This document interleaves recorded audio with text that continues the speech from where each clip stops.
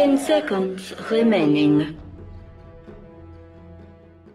Greetings and salutations, Dota fans. Welcome back to the D2L Western Challenge. We had a little bit of downtime just because EG, well, they kind of routed C9. There's really no other way to say it. So C9 now on the back half of their doubleheader scheduled for today. They're going to be looking for a win lest they fall even deeper into the hole. Now, they started off with a win and play here in the D2L, but now sitting at 1-1, they're going to want to get things on track as quickly as they can, but they're going to be facing a hell of a test in doing so as they now face off against Navi. Let's take a look at our lineups, see how these two teams stack up man for man. Beginning with Cloud9, we can see, of course, they're led by Pylai. He's the hard support. They got Bone7 out in the off-lane, very creative playmaker in and of his own right. Of course, the fan favorite Sing holding down the mid position, while AUI, who has thrived so much since switching to support jungle quite a while ago. He was originally, if you think back, the carry player for Dignitas for quite some time, aka Pod and Bottom, and so on and so forth. Then, of course, the ultimate tryhard, and it shows in their victories and in his play across the board. That's Eternal Envy. That's Eternal on the carry position.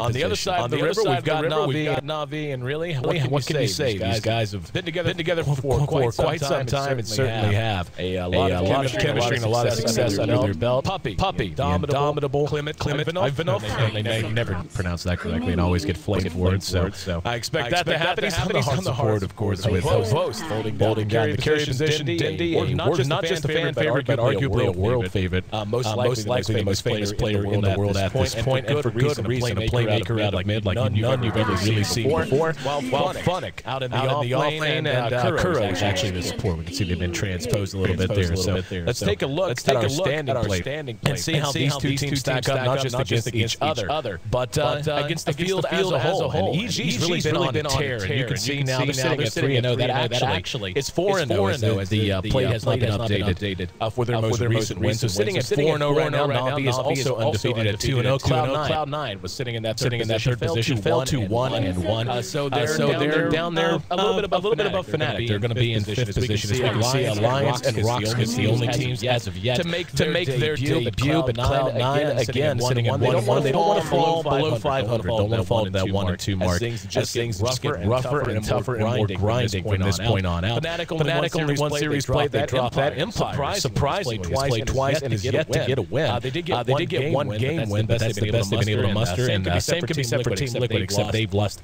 3 series so far here in D2L playing. They're solidly down in the basement. So while EG leads, Navi wants the challenge for that and can move into not quite a tie, as again EG now stands at 4-0, but a solid second place position. And Cloud9, well, they just want to stay on the top half of the rankings overall. We'll find out if they're up to the task next. I'm your host, Aaron AC Chambers, and I'll be joined as always by Trout Doty for the D2L Western Challenge. He'll be lending his insight and analysis, not just to the draft, but to every game from this point on forward. And the draft, speaking of, is already underway. We'll be throwing it right into that in just a moment. Stick with us. We'll be right back. 5 seconds remaining.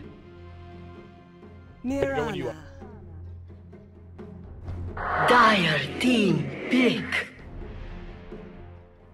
And the draft, as we can see, already well in progress. Navi bans out the Visage in the bat. They do manage to snag their Emperor Spirit, which is going to make the most happy. We were kind of back and forth and joking around in the lobby before, and I was asking who wanted what pick and what side according to our rules. Avo said he didn't care, just wanted Emperor Spirit, but nobody cared what he wants. Looks like Puppy cared, so getting in that, as well as Invoker for Dendi and mid on the side of Cloud9, taking out the Lycan and the AA, which is a hero they really like to play under most circumstances. That frees up the Naga, Siren, and Mirana for their first 2 picks to break down the draft and everything else, all the play and all of the insight. Welcome in once again, Trout Dota. Tell you what, man, I hope Cloud9, they went and had a cookie, got some coffee, or whatever it might take, because they weren't looking the best I've seen them look in our first series. Yeah, first things first. Am I unmuted?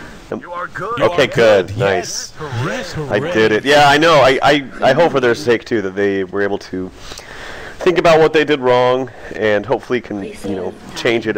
Especially the first game, what we mentioned with the versus EG. The draft was kind of wonky, a little weird, a little different. It's okay to have creativity, but it just certainly didn't work out. So they pick up this Naga Siren first and followed up with a Mirana. So if they're going to run Naga as a core, I feel like this is already a little bit better than they had that one time when Naga was their only core. because Mirana is actually going to be good to complement Naga.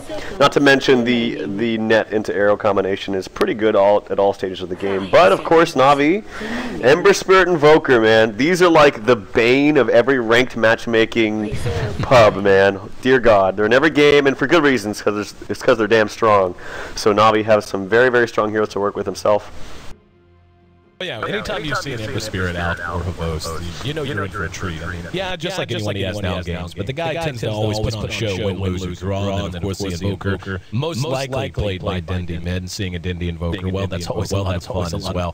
I agree with you about Cloud9. Honestly, that last game against EG, when they had the Naga, they ended up rotating Eternal Envy, who was on the Naga Siren in mid, and honestly, it just seemed like nothing really worked out. It had the feeling of one of those games where they had one plan in mind and then abruptly shifted gears in the middle and just found themselves caught out in this weird place where none of their lanes were really particularly strong in anything. Like, the best they could hope for was a break even and then hope to catch the Naga Siren back up, and that just wasn't going to happen. EG was playing way too tight, got way too far ahead, especially in that duo lane and the off lane in that game. And by the time Envy had any chance to even begin to get his legs underneath him, even though obviously the Naga doesn't have legs, thanks Bruno. Nonetheless, they were able to just collapse on her, and Envy never had any space to much anything done, but having Mirana there, most likely you would assume that'll be a mid-sing Mirana. He can't play a variety of positions. Usually we'll be seeing on that hero. He's excellent at the Mirana, both as a farmer and as just a roam everywhere, gank everyone kind of a play. So already there's some tools to hopefully hold down that Ember Spirit elsewise. With the Invoker and the Ember Spirit, Na'Vi already has two big bullets in the chamber that they can't get out of control quickly. However, Cloud9 taking a bit of a page from EG's playbook, grabbing a tree. Yeah, you know, Sing is a great Mirana. He just understands the angles he has to take to get the arrows. I mean, it'd be hard to find arrows, you know, hit percentage statistics, but I'm sure he's pretty high up there, if not top 3. I mean, like I said, he just knows the angles. He knows when he has to go for it and when he can get it, when he can't. And as a result, he's got a very high win percentage with that, and so they pick it up for good reason. Treant picked up here. It's obviously a very, very strong hero. We saw it banned out by Cloud9 against EG 2 games in a row. This game, it's up against right now Invoker, Ember, and Rubik. And obviously Rubik, if he can steal that living armor, would be fantastic, would be great for Na'Vi. I don't know how good Treant is though against Ember, because Ember is quite elusive, and the ult's going to be very, very good for him this game as far as maneuverability. But obviously Treant, we've seen a lot of him lately, especially from EG, and we know that this hero is just devastating in the metagame right now, at least for some of the teams. Yeah, well, it just seems like everyone kind of forgot what a pain in the ass he is to play against. You know, it's not that the hero has even changed at all in terms of how he's played. Hell, he didn't even really benefit from the Blink Dagger buff. You know, he can be considered an initiator because of overgrowth, but even that hasn't really affected him that much. He's just really, really difficult. He brings a lot to air. I think we're beginning to see it's not the best spell in the world, but just in terms of early laning phase, Leech Seed's okay. And that's to say nothing, of course, of living armor and his base damage, which is surprising, and what a difference it can make if you have a disabler like, say, a Crystal Maid, who can both slow you and lock you down with Frostbite to guarantee 1 or 2 swipes from the big old tree. I mean, that's 160 damage to heroes that oftentimes only have 500 to 600 HP to begin with in the early game. So one thing that does stand out immediately is how good Cloud9's going to be in terms of moving around a lot. You've got Crystal Maid and Zara, who's going to be able to help. It's going to help everyone on the map, period. Mirana, of course, will be helped a lot with that early on in terms of being able to spam the arrows and not feel the pain of not having an arrow when you need it. Tree, of course, with living armor, global ability that he can use no matter where he is, so that happens to free him up to move around and not end up hurting his laning partner that hard so long as they're in a decent position. Then, of course, as you had mentioned, the Naga Siren setting up the arrow with the net, and depending on where the Naga is, again, I agree that's going to be a 1 position. Once they do hook up, though, for heroes like Ember Spirit, heroes like Invoker, who tend to be fairly mobile, just being able to almost guarantee that, especially in conjunction with Crystal Maid's Frostbite, just always having those tools at your disposal to set up a well-placed Sacred Arrow. It's going to give you big play potential pretty much from level 2. Yeah, absolutely. Now, Na'Vi, they drafted out the Doom, so they have multiple cores here. I mean, Invoker, Ember, and Doom. I really like their heroes so far, and I really especially like the Rubik. Now, especially that they picked up Timbersaw last for C9, Rubik has some very good spells to steal this game. Marana Arrow like comes to mind for me right away because I think it's really, really good to have on Rubik because he casts it instantly. I mean, you can even combo it up with your own lift. Obviously, the Living Armor is great. The Timber Saw Chakram is very, very good.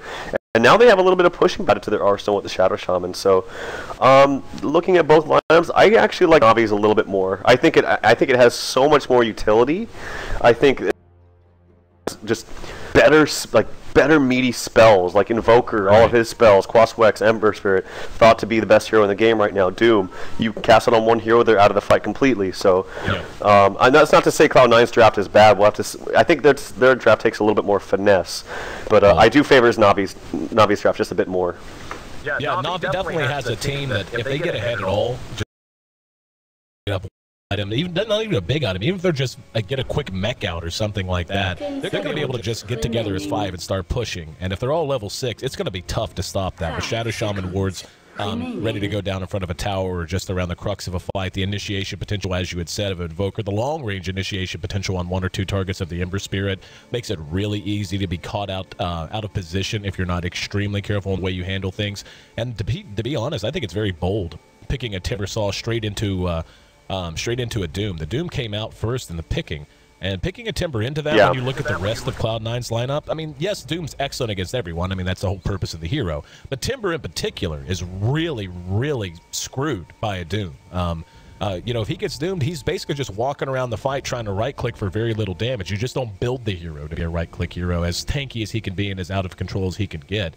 So if you imagine Doom going off on the Timber Saw, unless Marana and Naga just get way overfarmed, unless you see something come out like maybe a really fast Radiance that'll just have some burn damage on some relatively squishy heroes like Shadow Shaman, like the Rubik. Invoker can feel a little squish sometimes. The Doom as well, unless he, depending on how he wants to build. That's probably going to be their best bet. Other than that, if they get a Doom off on the Timber, they're going to be lacking in sustained damage until the ultra late game when you finally see the farm capabilities of a Naga Siren kick in. Yeah, and look at the hero to player assignments as Funnick is rushing down bottom with boots on Ember Spirit. So we're going to see an offlane Ember Spirit with boots, excuse me. And he's rushing down here to place a ward. This is very interesting, and while it might work, I do question why they would pick up Ember Spirit for this. I feel like it's kind of wasting the value of him just a little bit. Now, we'll have to see. I'll have to wait and see because I've never seen Ember Spirit in the offlane. It's always utilized, I would say, 3 out of 4 times in mid, and then the other time it's in the safe lane. But might see an early engagement here, top lane. Hero caught out, he's got a team to the side. Immediate follow-up of the Sacred Arrow. First blood almost certainly will be Cloud9's, and it will be. And it looks like Na'Vi just a little late to the party. And Havos still going blow for blow with AUI. That's not a battle you're going to win, Havos.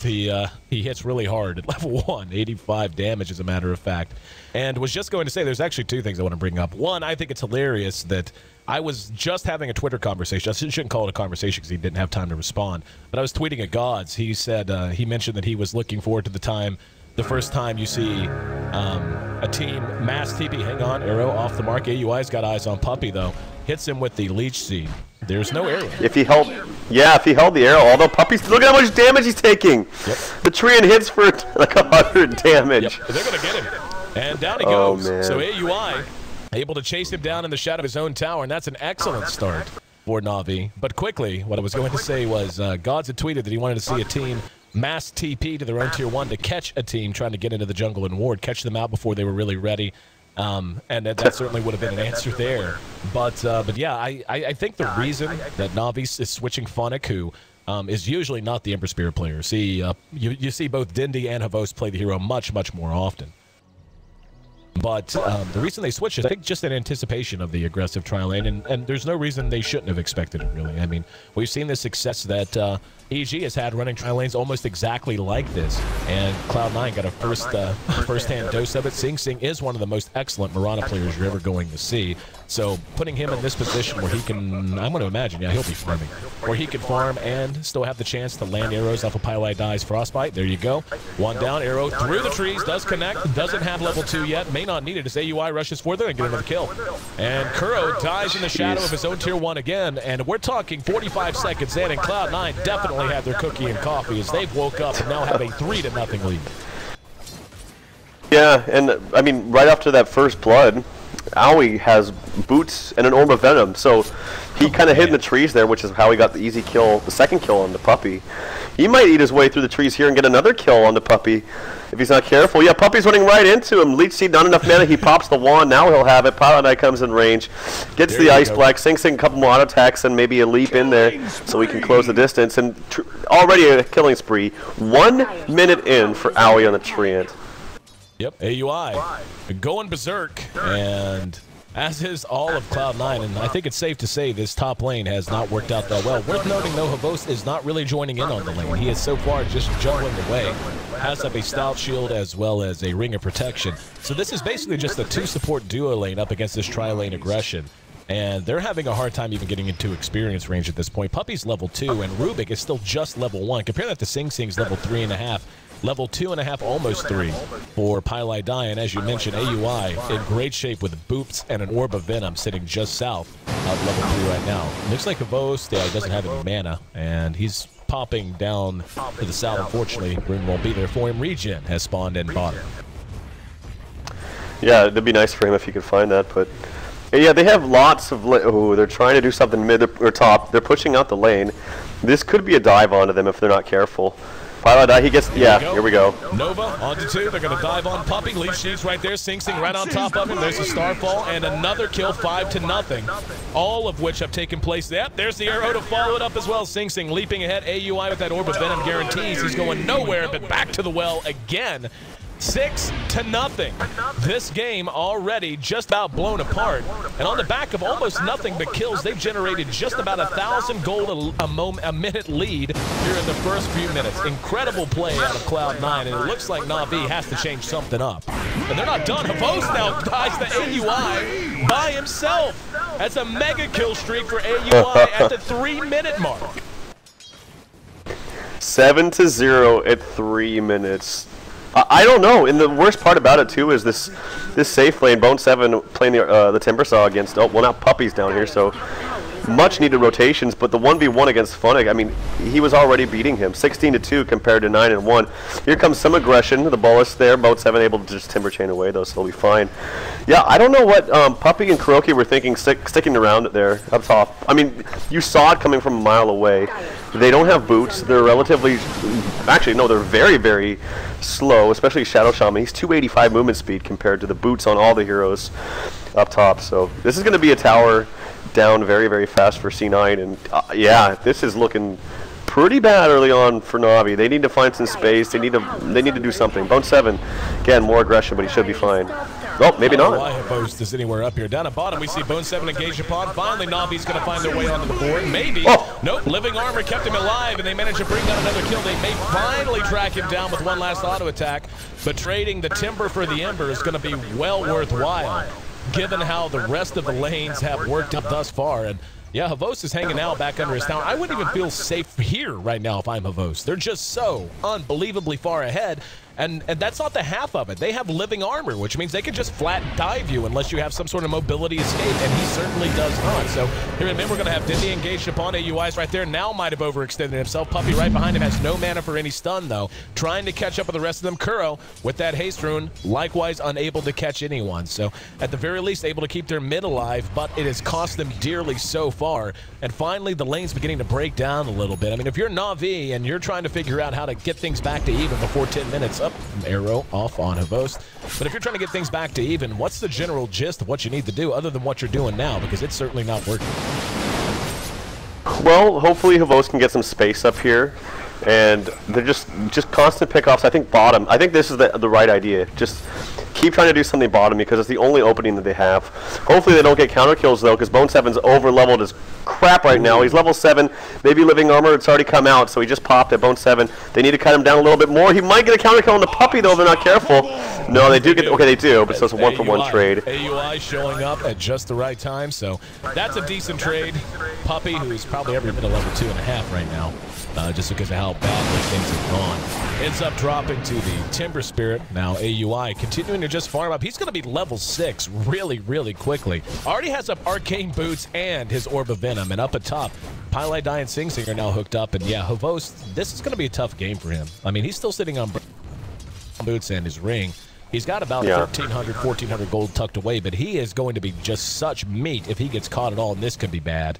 Pile Die, who hung back just a little bit, and it looks like they weren't happy with the positioning. Here comes Puppy rotating now into the jungle. Might get eyes on Pile Die. At bottom, we see a teleport back into lane. That should be enough to force back C9 a little bit. But yeah, it looks like everyone's going to stay calm. Maybe. Puppy, nope, they're going to spot each other. And here we go. Pile Die throws out the Nova. Arrow off the mark, shot it a little bit wide. That's a kill if they had managed to hit it. In the meantime, they still might be able to pursue him out. Sing Sing does not have the lead, but is moving much faster and not going to chase any further than that. From Dendi coming up from the south, which was the right call. That was uncharacteristic mistake by Sing Sing. He should have waited until the ice block hit, or the frostbite hit to at least throw the arrow. So, give me just a second. I'm hearing things in chat that I'm echoing, so I'm going to quickly switch out my headset. I switched it out again, but I'm going to switch it back to the one I was using earlier so that I don't have it happen. Alrighty, so Trout takes a step out for technical reasons. We can break down the rest of the game, and yeah, it's pretty much C9 all the way. Dendi's the one lone hope we see. Well, actually, that's a bit of a lie. Havost has found some CS. Some of that is jungle CS, though, and that's going to be a little bit inflated, but nonetheless, he's not in horrible shape. He's sitting in position 3 in the overall net worth. However, after that, it's 2 more C9. So for the top 5, Puppy's engaged on the Sing Sing. Just heard a Doom go off onto, didn't even see who he got. He actually got Pile Die. There's the arrow. That'll cut through the trees. Put Sing Sing on a killing spree as well. Dendi is farming right in front of the Naga here as best as he can. He's really not in a position to try and do too much just because he is the one hero who's having the lane go his way. At bottom, Bone 7's going to be engaged upon again. Kuro's right there with him. Funnick just about blown up right off the bat. He has to back off, and this is just the strength of a well-leveled timber saw. Just so hard to bring down and has immense amounts of damage up at this stage. Now they're going to dive Dendi. There's the Nova. Dendi does not have a point into webs. Can't ghost walk. Ice Wall's going to go down, but it's only going to delay the inevitable as they bring him down as well. It's 11-2. Havost is there, but he's targeted to the party. Doesn't have an ultimate and might end up dead if he's not real careful. Pile Die has Frostbite off of cooldown, and there was an ensnare and Song of the Siren. It looks like Envy, though, wanting to save those and be safe just in case there was any other kind of reprisal. Puppy. Now at level 5, he's getting closer to level 6. He's actually maxing Ether Shock. Needs the damage more than he needs the control right now, I would suppose. And makes sense. I mean, as of right now, Navi's feeling plenty squishy, but more than anything, just feeling really impotent. Not feeling like they really have a whole lot to contribute in terms of overall damage output. And the movement right now out of Cloud9 is just better than Navi's. Navi's taken runs at Timber a couple of times. They had a little bit of success, but for the most part, they haven't really been able to convert it to anything worthwhile. The gold graph we can see already about 5,000 gold advantage for them. We're going to have Funnick trying to chase down AUI. Let's see, and I hear Trout has rejoined me, which is good. But yeah, it looks like I think this is going to be the pattern from here on. Navi's too far behind them to really do anything but stick up relatively close together. Radiant's middle tower is under attack.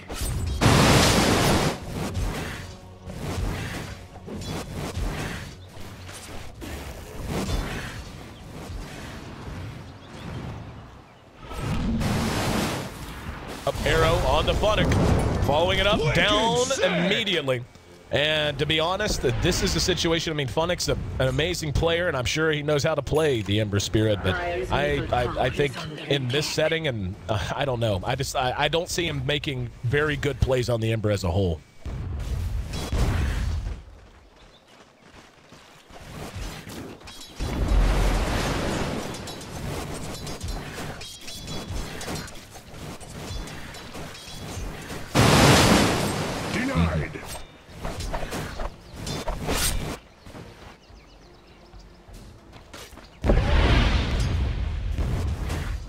Shadow, take her. Oh, this could be bad. AUI's got eyes on Funnick. Funnick does have a full mana pool this time, though. And they went under Moonlight Shadow as well. Nature's guys. Looks like Dendi once again is going to be the target. Still no point in Wex. He's level 8.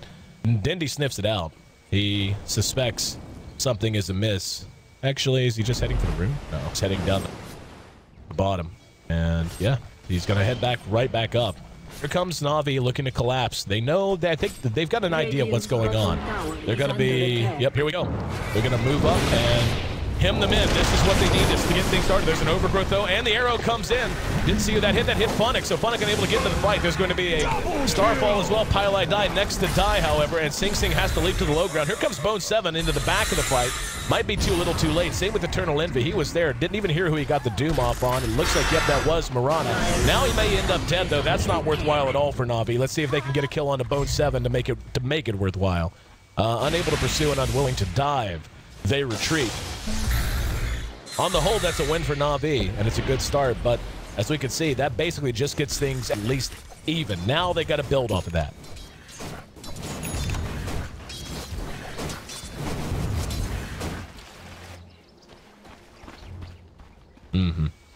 Radiant's middle tower is under attack. Yep.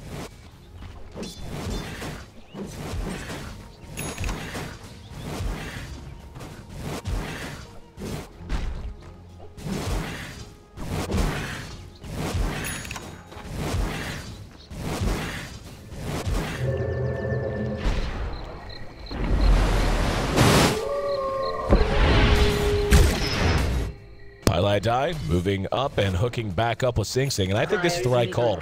Don't back off. Don't take that loss and get your wind knocked out of you and decide that it's time to just go farm. Keep the pressure up. Barely missing Havost. Havost immediately pings that out. Actually, that was Pile Die that pinged that by mistake, saying, hey, barely missed. They know where he is. The rest of Na'Vi is beginning to spread out. We can already see how aggressive Cloud9 is being with their wards. They've got 2 up in the Radiant jungle, and they want to keep this pressure up as long as they can, while Na'Vi naturally playing a slightly bit more defensive. In terms of overall CS, we can see it's the top 3, all belonging to C9. Overall net worth, it's 3 of the top 4 all belonging to C9. So they're in great shape there. Again, Dendi, the only one that's really on par, though Havost isn't super far behind, only trailing by about 1,000 gold to the tops of the board. So actually right behind Dendi now that I look at it again. So, and Na'Vi, they're going to smoke up and maybe smoke right into Cloud9. Let's see. Yep, here we go. Sing Sing, Pile Die. There's the buckler. It's going to be popped. Can they get an initiation advantage? They're going to try. We saw the Nova spin. Here comes Puppy. AUI's right behind him. Overgrowth going to catch all 3, and now Sing Sing follows it up with an arrow onto Funnick. They may just want to run, though. Moonlight, Shadow, and Nature's Guise has a chance to keep them all safe, and that's going to be the call. They don't want to fight right now.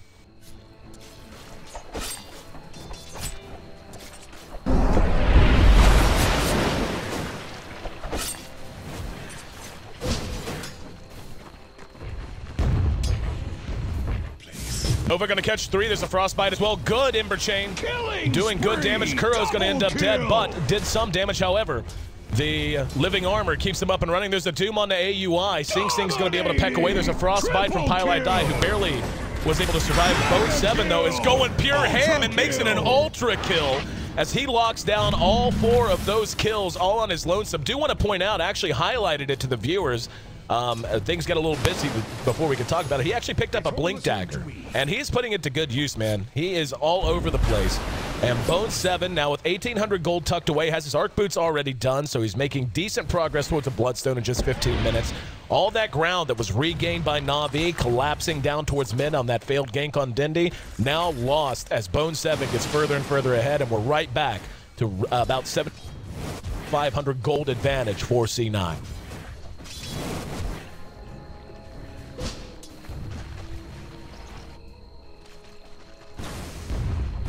Radiant's middle tower is under attack.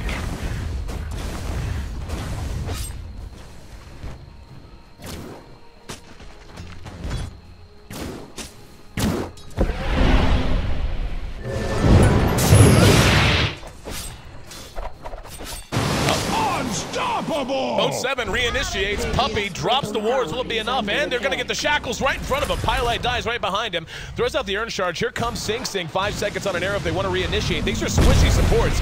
Dendi, though, is there with the rock after the tornado coming from just the right angle and is able to help turn this around and get things back under control for Na'Vi. Bone's able to blink and temper chain his way to safety. Now, something that is worth mentioning, Eternal Envy has not been participating at all. Everything that has been accomplished so far by C9 has been done without his presence. He's going to have a Radiance up pretty damn quickly. In fact, he may have it on the way to him now, and yeah, he does. So that's going to be a Radiance done at 1530 due to all the space that's been created for him and all of the success his teammates have had. What a game changer that is.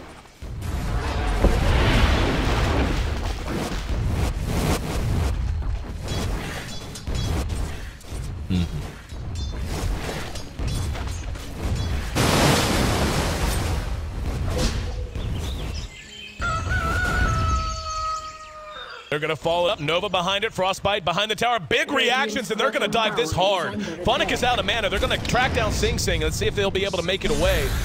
Bone 7's right there with him. Throws out the chakra, but it's dodged. Funnick is bottling through all this, so he's back up near full health. Has some mana, too. Now Bone 7. Oh, what an overgrowth. Still not enough to save. Bone 7, though, as he ends up dropping. Funnick still trying to make a run for it, using that bottle to its absolute maximum potential. It's a 2-for-1 exchange so far. If they catch Funnick, this may not be worthwhile. Kuro's there to try to help. They do manage to get the Crystal Maiden as a cherry on top, and the rest of Na'Vi converges on this mid-tier 1 tower. And that's about as good a win as they could have hoped for, given how that situation looked like it could have played out. Diving behind tier 2 and tier 3, mass reactions and overgrowth even from AUI that I thought was going to keep Bone alive. And that's going to be a mech done on Havost as well. So Na'Vi, even though they're trailing, even though they're hurting, they are playing this out about as well as they can. And they've got a chance now to get it to mid-game and reasonable as we come up on 20 minutes and they try to take a Roche. Yes.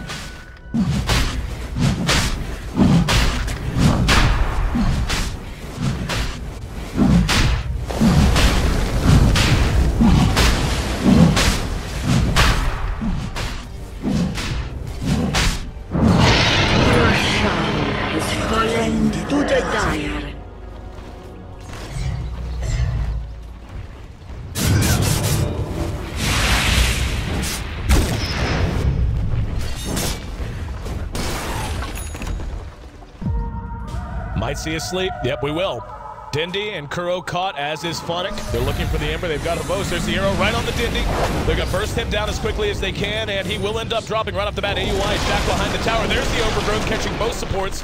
And that was stolen. Kuro actually stole that and turned it around.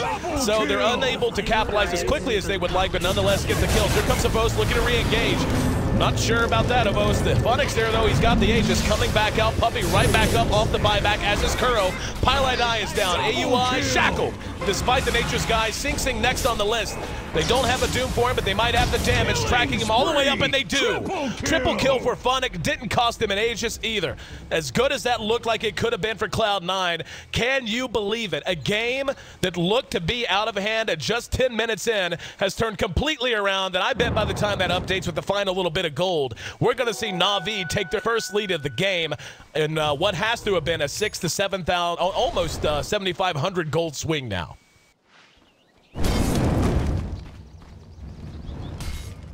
I think you're muted. Radiant's middle tower is under attack. Working on it, man. Broadcaster mechanics. Broadcaster mechanics. Got to work on those.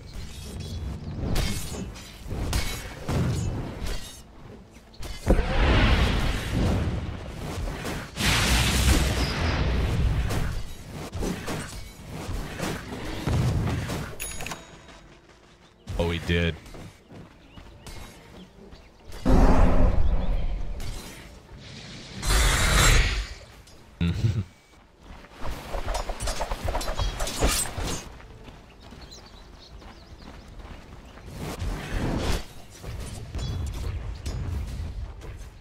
Yep. Looks like they have a chance at Havost and Dendi. This could get ugly, though, as Na'Vi is there in force behind him. Pylite Die did not have his smoke pop. He's right at the edge now, it's shown. There's the Nova to lead off. Immediate follow-up arrow. Oh, and he jumped through it. He limmed it through that. There's going to be the song, and they need to get out. They just need to go home. This is not the fight you're looking for, guys. And they're going to try to catch up, and they will. Tornado caught Pylite Die. Of all the heroes to catch, suppose they could have done worse. AUI trying to juke them back and taking the path less traveled as he looks for some safety to teleport away. He's got eyes on Puppy. Don't think he's going to do anything. Oh, hello. Yeah.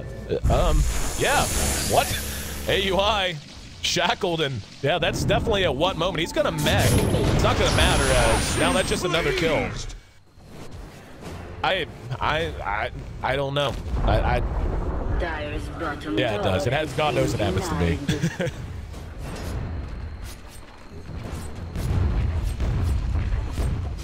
Yeah.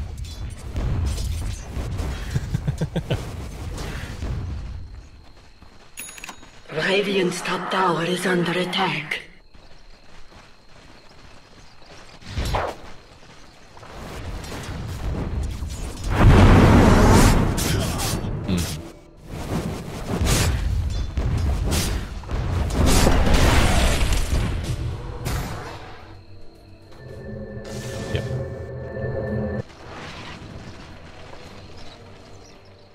Yeah, he's tops in net worth now, and that's the difference. Havost has been dove, he's been shoved around, he's been diving people behind tier 3, or behind tier 2, between tier 2 and tier 3, and he's still on top of net worth on Eternal Envy, who for the most part has been AFK for the first, 10 minutes, 15 minutes of the game.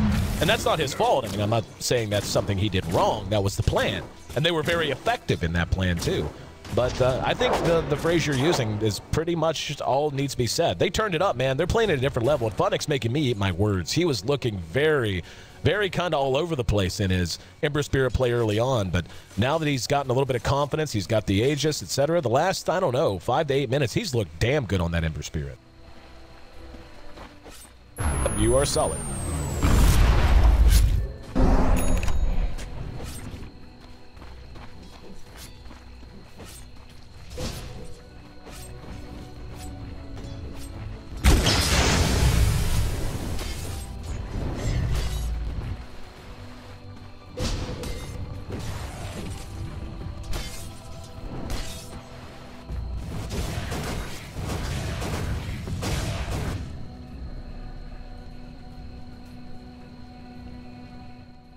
Yeah.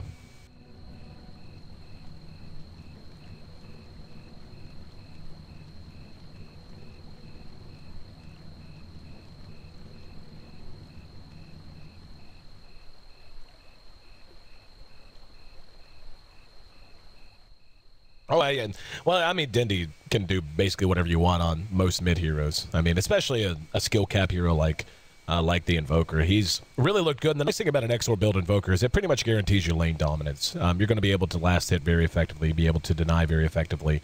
You do lack the escape that comes with a point into Wex, not having Ghost Walk, and that might have saved him a time or two. But taking a look during our pause at our standout performers, of course, we've got the Tree, who is hiding amongst his brethren, played by AUI. He's sitting at 8-4-5 right now. Bone 7 really came alive on this Timber Saw as well, sitting at 7-4-4. But you can just see, I mean, on pretty much down the entire line except for Envy, there's just kills piled up on everyone, even Dendi sitting at 2-2. Havost, back to him, as you had mentioned, really looking great this game and managing to find farm despite some handicaps, is now sitting at 6-5-4. But just having up those big team fight items, as you mentioned, yes, it's still very early on, but he has up his mech, he has up his drums, etc., etc. He's just, it's Shiva's, yeah. I knew he was building one, he just flipped and finished it. So yeah, he's got Shiva's mech drums at 22 minutes. Havost has done all right.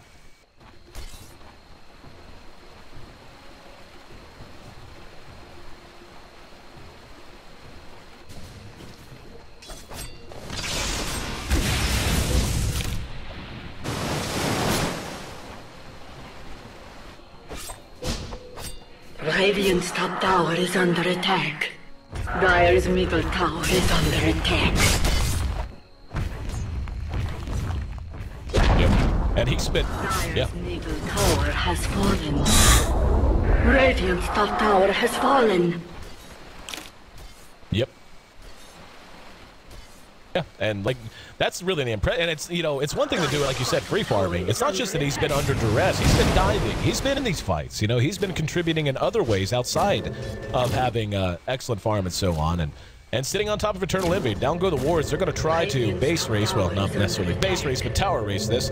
The tier 2 bottom is in much worse shape than the tier 2 top, even with the wards down. They're going to react to try to defend here, and it looks like Navi is in a couple back. Just Puppy there right now, but he has help behind him.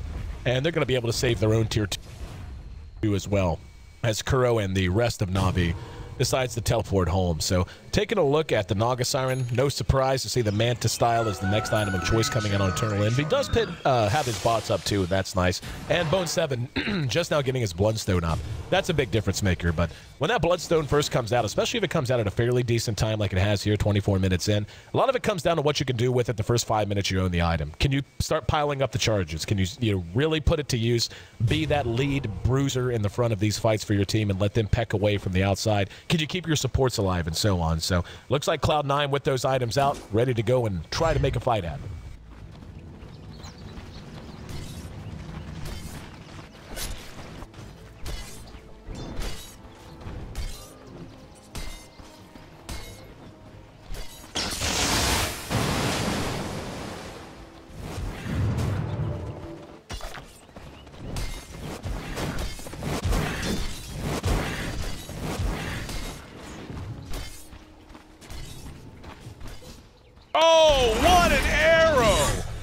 Sing shot that from the fountain. That came off the screen. It literally did, and it wasn't at an immobilized target. AUI was there to try and help out with it, but he didn't need to. I didn't see exactly where he shot it from. It had to have come from here. Had to have, and ended up here. Anyway, Havost shows right up where Funnick died. And, all right, Havost, it's not like someone just died close by. Yeah, there you go. Get back near your tower. It does have help to the south this time, though. And Roche is respawning as we speak, by the way.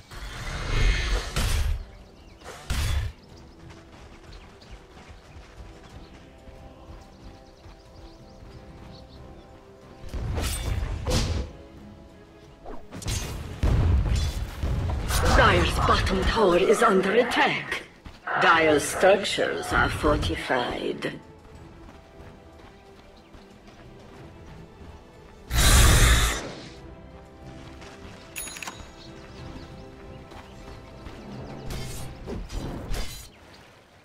Havost spotted out, and Envy's basically being left alone. That DD will be picked up. And another arrow. Havost steps forward, goes back to farming, says it's fine.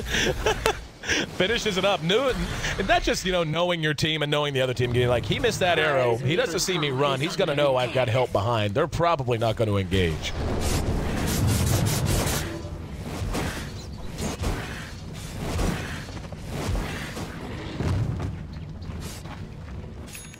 Yep. Oh, I agree with you. Like that's definitely just a cheeky play, and just basically, I could just hear him over voice chat too. I guarantee he went whoop, and then just went right back to farming. But at any rate, 27 minutes in, and then the map has settled down some.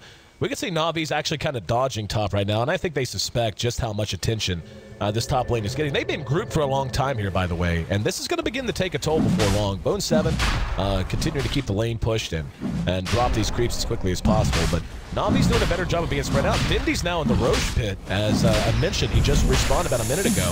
Let's see if they want to trade the tier 2. Yep, they're going to drop their wards, and they're going to try to take another Aegis to get that on Funnick. Dire's top tower is under attack.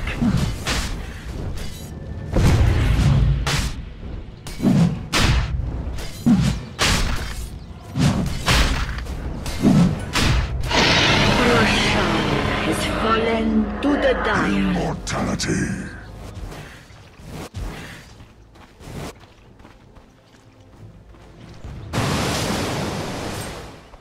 Nah, AC sounds good. And this is really what Doom's become in the current meta. For good reason. He's just this walking creature you have to account for, otherwise he just buffs the entire team. But if you try to focus on him or you jump into him, he just dooms you if you're a primary target, or he can initiate on you if you're careful and sluggish in your targeting choices. And we actually see the Battle Fury, the first of what could be multiple, done on Funnick.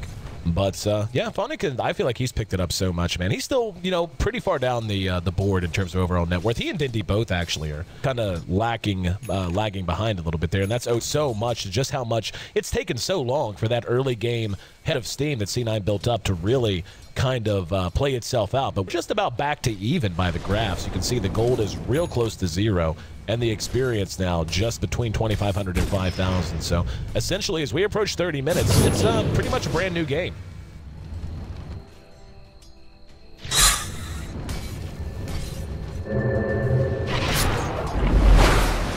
Yep.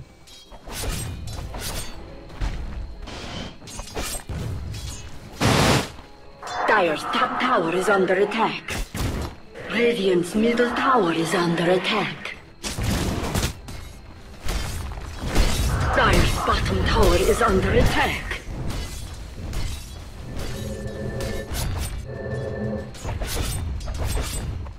You can already see, and it looks like Navi's committed to this. They're going to have TPs coming in. Havost needs to get out of there. Nope, he's going to hang. He's got an Aegis, don't worry about it. He does doom Bone 7, and now Bone is basically out of the fight. They're going to be able to bring him down easily. AUI uses the overgrowth to buy him time, but they're going to dive all the way back. Steering chains do catch him. No follow-up behind that, though, as Havost is still up and didn't even lose his Aegis. The Doom finally takes its toll on Bone 7.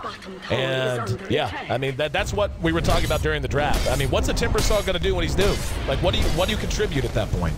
We can see Envy's actually using his illusions to keep the creeps off of the tower. That's gonna help a lot.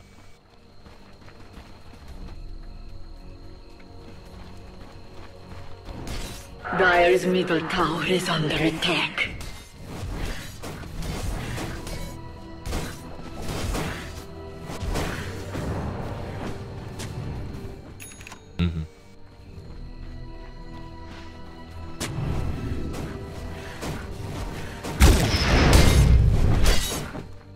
Yep.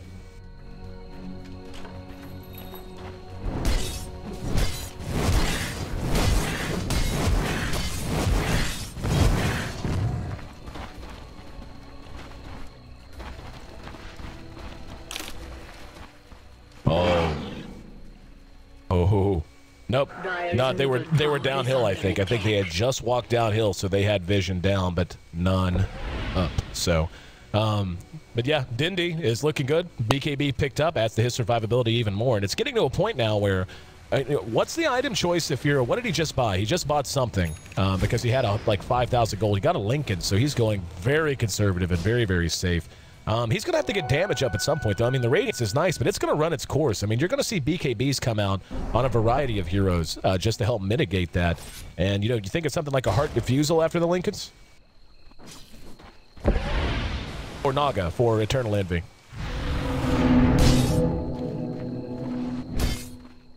Hold up, top. Ooh, AUI blinks away. Go ahead.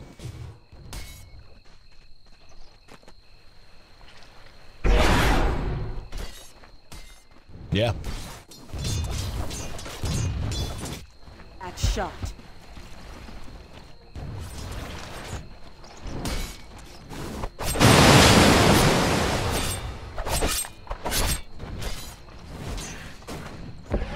Right. Makes sense. At top, oh, we can see Funnick. By AUI, and they're going to try to collapse on Funnick, trying to make a jump, and we'll be able to... Oh, the arrow shot to the rim, then anticipating the jump. Are you kidding me?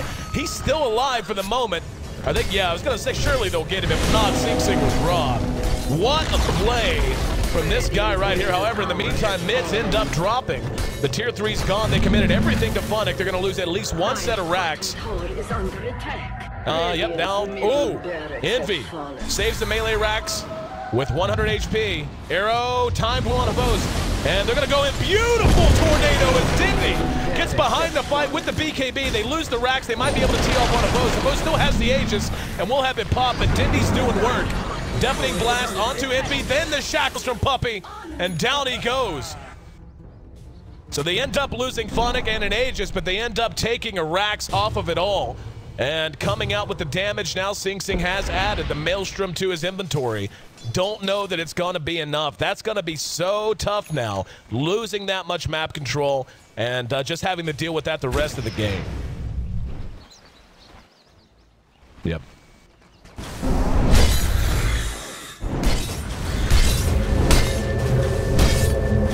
Radiant's top tower is under attack. Radiant's top tower has fallen.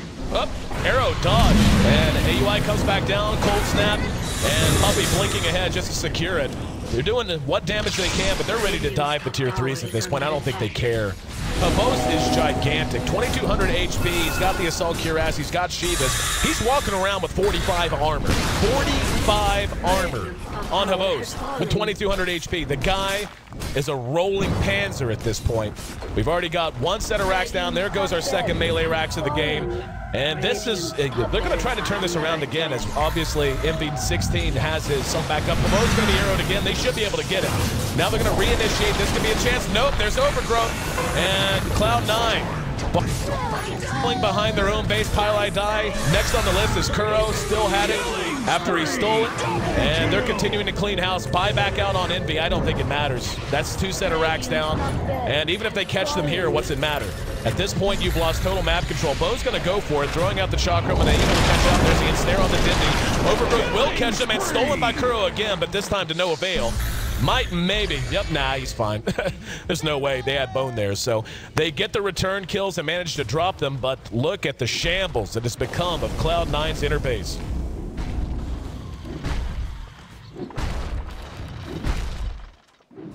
Yeah, a little bit.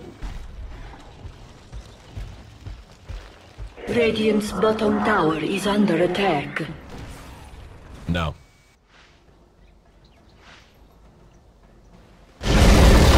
Radiant's bottom tower has fallen. There's the song. They're going to re-engage on Vos. They doomed out Sing Sing. And Vos will end up dying here. Funnick trying to come in and help. I don't think they're going to be able to track him down. And, you know, it's... like you said, they built themselves where they need to be pure rat mode, but how do you do that with 2 sets of racks down? And how do you do that with Na'Vi having your entire jungle warded? Yeah. I mean, like, literally, like, look, they've got your base warded at this point. And yeah, no, they've had very aggressive wards for like the last 10 minutes, especially after they picked up the gem when Invoker killed CM earlier on.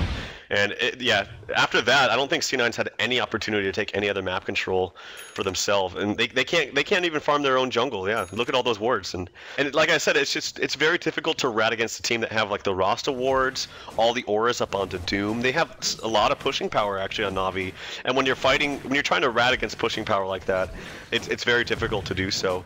So the other option is to fight them as a team. Well, I don't think Naga can fight them as a team, because if he gets doomed, he's just If Doom actually first uses the level of death to take off his Lincolns, but then dooms him, I don't think that there's anything Naga can do. And she's down a buyback now as well. She is hitting okay, just on the basis of pure level gain and all-around items. I mean, the Manta certainly doesn't hurt. Sing finds a double damage. Roche is not up, but will be in a few seconds.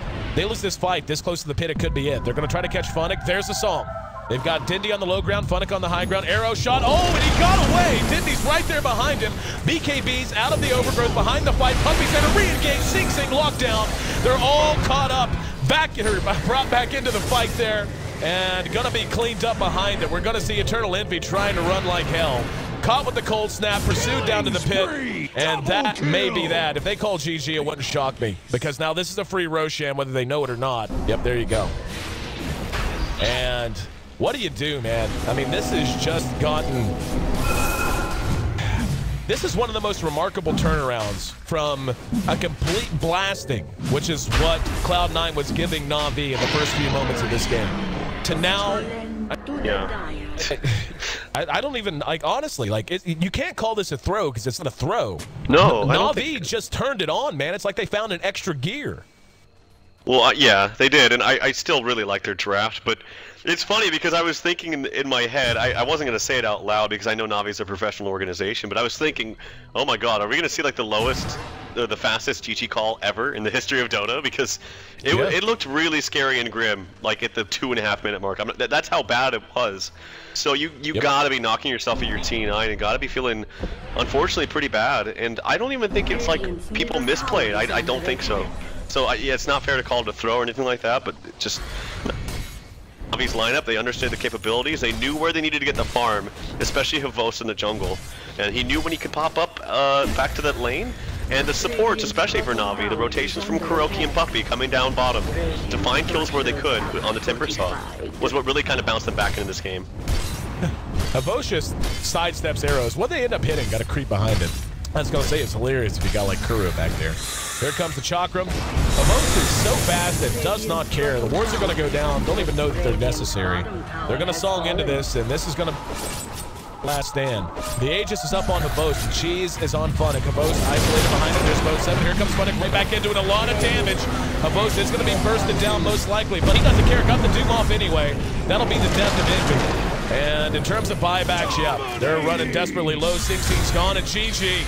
So in a game, to be honest, man, I don't think many people, if they had called GG in 10 minutes, I don't think many people would have thought twice. I really don't. Myself included. I mean, hell, let's be honest here.